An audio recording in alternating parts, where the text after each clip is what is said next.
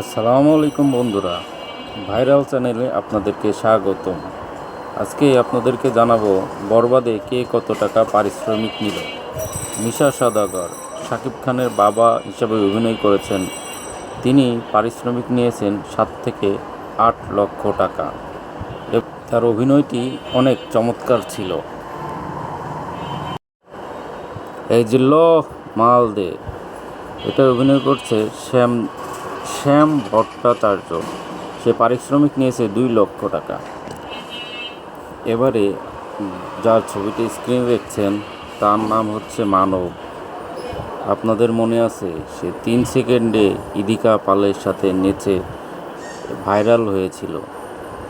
সে এই অভিনয় করতে নিয়েছে 1,50,000 টাকা। তার অভিনয়টি দেখার মতো ছিল, অনেক সুন্দর রিভিউ ছিল তার অভিনয়ে। এখন যাকে দেখছেন তিনি হচ্ছে তুফান ছবির নায়িকা ইদিকা পাল।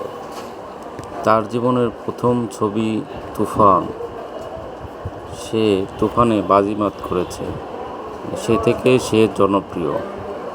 এখন সে বরবাদে পারিশ্রমিক নিয়েছে আনুমানিক 10 থেকে 15 লক্ষ টাকা। ভাবা যায় যে আগে নাটক করত। এরপরে আসছে ধামাকা শাকিব খান।